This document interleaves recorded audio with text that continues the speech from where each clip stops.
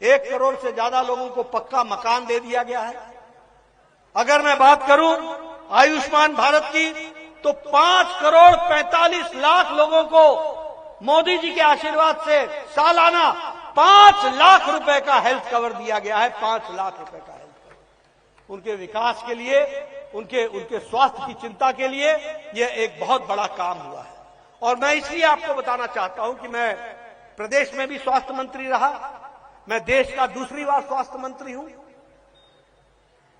15 साल पहले, 10 साल पहले लोग मेरे पास आया करते थे, नड्डा जी इसको कैंसर हो गया है, इलाज के लिए पैसे नहीं है, अगर ये इलाज कराएगा तो इसका घर बिक जाएगा, अगर ये इलाज कराएगा तो इसका मकान बिक जाएगा, इसकी जमीन बिक जाएगी।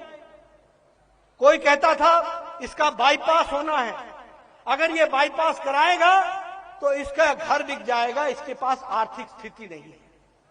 और मैं ये भी जानता हूं कि ऐसे कई बुजुर्ग थे जो ये कहा करते थे कि हमारी उम्र तो हमारे को रहे, नौजवानों को आगे बढ़ना है, इसलिए बच्चों पर पैसा खर्च करो, मेरे इलाज की चिंता छोड़ दो, हमने जी लिया जितना जीना है, और भगवान भरोसे हुए अपने आप को छोड़ देते थे।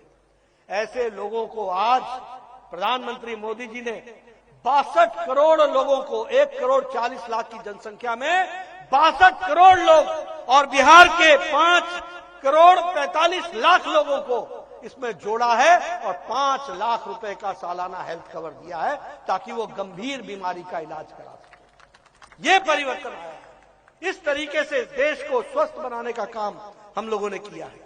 आज 1 करोड़ 16 लाख लोगों को हर घर नल बिहार में पहुंचा दिया गया है। उसी तरीके से किसान सम्मान निधि में 46 लाख किसानों को हर तीसरे महीने मोदी जी का 2-2 हजार उनके बैंक के अकाउंट में आ रहा है, ताकि किसान आत्मनिर्भर होकर के खड़ा हो, अपनी छोटी रोजमर्रा की खेती की चीजों को खरीद सके और उससे वो काम चला सके, बीज ले सके, फर्टिलाइजर ले सके, खाद ले सके, इसकी व्यवस्था की जा रही है। उज्ज्वला योजना के तहत 1 करोड़ 16 लाख बहनों को गैस पहुंचाने का काम किया है और गैस का सिलेंडर दिया है। और इसी तरीके से विकास के काम को आगे बढ़ाने का काम जो आज हो रहा है वो हम सबके सामने है। मित्रों, मैं लखविंदर जी के बारे में एक बात बताना चाहता हूं।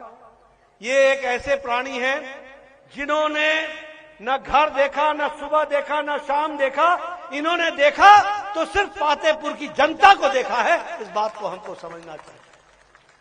इन्होंने स्वास्थ्य के क्षेत्र में, बिजली के क्षेत्र में मैंने जानकारी हासिल की। आज से 12-15 साल पहले, 15-20 साल पहले आपके यहां बिजली आती नहीं थी, जनरेटर पर काम चलता था। मैं ठीक बोल रहा हूं कि नहीं? मैं सही बोल रहा हूं कि नहीं? मोबाइल को चार्ज कराने के लिए भी जनरेटर वाले के पास जाना पड़ता था और 10-10, 15-15 रुपए देने पड़ते थे, तब जाके मोबाइल चार्ज होता था। ये दिन देखा है कि नहीं देखा आपने? मैं सच बोल रहा हूं कि नहीं बोल रहा हूं? आज आपके यहां 22-22 घंटे, 23-23 घंटे बिजली रहती है। ये परिवर्तन हमको समझना चाहिए। गांव में सड़कों का जाल बिछाया जा रहा है। जहां पगडंडी होती थी वहां सड़क बन रही है। प्रधानमंत्री ग्रामीण सड़क योजना, प्रधानमंत्री ग्रामीण सड़क के साथ साथ highway, national highway, state highway, ये बन रहे हैं। 6 पुल गंगा पर बन रहे हैं और तैयार हुए हैं, जो गंगा को की पाट को पूरा करके उसको लोगों को राहत देने का काम चल रहा है। इसलिए विकास की एक नई कहानी लिखी गई है जिसको हमको ध्यान में रखना चाहिए। लेकिन मित्रों, ये मैंने अपना किरदार, अपनी पार्टी का किरदार, अपने एनडीए का किरदार तो आपको बता दिया। लेकिन आपसे मैं पूछना चाहता हूं कि आपने वो जंगल राज आपको याद जरूर रखना होगा। मैं जंगल राज की बात इसलिए आपको कहता हूं कि देखो, एक बात याद रखो, अगर पूर्णमासी का आनंद लेना हो तो अमावस्या की अंधेरी रात हमेशा याद रखो। अगर अमावस्या की अंधेरी रात याद होगी तो पूर्णमासी तुमको हमेशा अच्छी लगेगी। अगर तुम अंधकार समय को नहीं याद रखोगे तो आज ये जो उजाला आया है इसकी कीमत तुम नहीं समझोगे। और इसीलिए मैं आपको बताना चाहता हूं, उस जंगल राज को याद करो। मेरा बचपन गुजरा है बिहार में, मैंने वो दिन देखा है यहां पर भी आप लोग 4 बजे के बाद शाम को नहीं निकल सकते थे। क्या ये सच्चाई है कि नहीं है? बोलिए, सच्चाई है कि नहीं है? पटना जैसे शहर में भी लोग 5 बजे के बाद शाम को नहीं निकल सकते थे। अपहरण उद्योग बन गया था। डॉक्टरों को उठाओ और अपहरण का उद्योग चलाओ, व्यापारियों को पकड़ो और अपहरण करो और उद्योग चलाओ। फिरौती लेते थे, 2-2, 3-3 करोड़ रुपए, 5-5 करोड़ रुपए। उद्योग का धंधा बन गया था। और सबसे दुख की बात यह है कि यह उद्योग का धंधा कहीं और से नहीं, उस समय के मुख्यमंत्री के निवास स्थान से चल रहा था। मेरा गंभीर आरोप है, फिरौतियों के समझौते होते थे, फिरौतियों के समझौते हुआ करते थे मुख्यमंत्री निवास में। यह स्थिति लाकर के खड़ी की। विश्वास आईएएस ऑफिसर की पत्नी के साथ जो दुष्कर्म हुआ, और दुष्कर्म में जो लोग थे वो छूट गए, वो बच गए, ये जंगल राज का नमूना था। एक आईएएस ऑफिसर, दलित आईएएस ऑफिसर, उसको जिंदा मार दिया गया, वो भी हमने दिन देखा है। और ये लालू यादव क्या बोलता था? लालू यादव बोलते थे कि अगर सड़क बन जाएगा तो पुलिस आ जाएगी और तुमको धर पकड़ करेगी। ये आर्गुमेंट होता था। आज ये पलायन की बात कर रहे हैं। मैं याद दिलाना चाहता हूं, लालू यादव बोलते थे कि हमारा बिहार का आदमी अंगोछा पहन के जाता है और टाई सूट पहन करके लौटता है।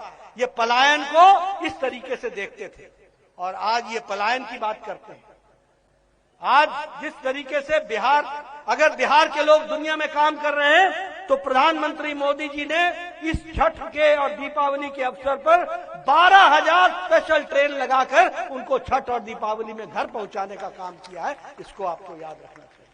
उनको घर पहुंचाने का काम किया ताकि वो अपने परिवार के साथ सूरज भगवान का अर्घ दे सके, दीपावली मना सके। ये बिहार को मुख्य धारा में लाने का काम किया। हाईवे, नेशनल हाईवे, एक्सप्रेसवे, हर तरीके से विकास के काम को जहां हम लोगों ने तरजीह दी है, वहीं हम इस तरीके से इस काम को आगे बढ़ा रहे हैं। और कांग्रेस पार्टी के बारे में बोलना चाहता हूं। कांग्रेस पार्टी ने हमेशा बिहार के बारे में गलत शब्द बोले। तेलंगाना का मुख्यमंत्री है रेवंत रेड्डी, कांग्रेस का, वो बोलता है कि बिहार के डीएनए से तेलंगाना का डीएनए, लोगों का डीएनए अच्छा है। आप बताइए, ये सुनने के लिए बैठे हुए हैं क्या? ये कांग्रेस पार्टी के लोग आएंगे तो इनसे पूछोगे कि नहीं पूछोगे? ये चन्नी बोलता है कि बिहार के भैये आकर के हमारे पंजाब में वो गड़बड़ी कर रहे हैं। ये राज ठाकरे बोलता है कि ये जो बलात्कारी है ये बिहारी है। आप बोलिए, ऐसी बात हम सुन सकते हैं क्या? ऐसी बात हम सुन सकते हैं? ऐसे लोगों को मुंह तोड़ जवाब देने का तरीका एक ही है कि 6 तारीख को पातेपुर में कमल के फूल पर मोहर लगा करके आप लखिंदर जी को चुनाव जिताए। मित्रों, मैं एक बात और बोलना चाहता हूं। आज ये तेजस्वी और लालू यादव आज विकास की बातें कर रहे हैं।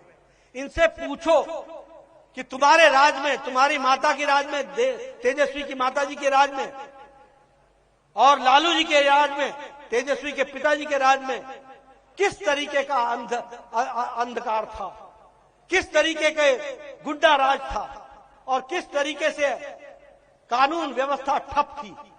और एक बार भी आपने आज दिन तक माफी नहीं मांगी है। आज दिन तक नहीं माफी मांगी है। आप बताइए, ऐसे लोगों को माफ करोगे क्या? कभी माफ करेंगे आप? मैं आपसे निवेदन करना चाहता हूं कि ऐसे लोगों को, इनकी नीयत अभी भी बदली नहीं है। अगर ये आज शहाबुद्दीन के बेटे को टिकट देते हैं तो याद रखना, इनका जो सोच है वो गुंडों को प्रश्रय देने का सोच है। इससे ये बाहर नहीं है। ये उन्हीं के बीच के हैं। सत्ता अगर मिलती हो उनको तो वो दुरुपयोग ही करने वाले हैं और आपके हितों की रक्षा नहीं करके आपका अहित करने वाले हैं। इस बात को आप समझिए। इसलिए मैं बोल रहा हूं कि एनडीए को वोट देने का मतलब है, लखिंदर पासवान को वोट देने का मतलब है विकास, और विपक्ष को वोट देने का मतलब है अपना विनाश। ये बात स्पष्ट रूप से आप समझ लीजिए।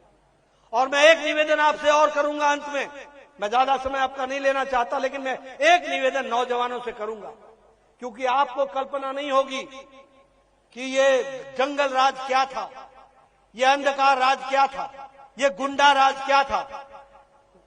6 तारीख को वोट देने से पहले अपने माता पिता से पूछ लेना कि उन्होंने किस तरीके की जिंदगी लालू राज में गुजारी है। अपनी बड़ी बहन से पूछ लेना,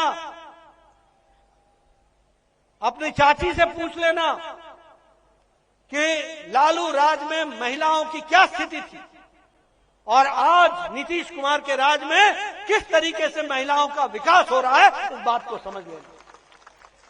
और इसीलिए मैं आपको निवेदन करने आया हूं, यह चुनाव कोई लखिंदर पासवान का नहीं है, यह चुनाव आपके विकास का है, आपके हित का है, आपके भविष्य का है, इस बात को आप समझिए।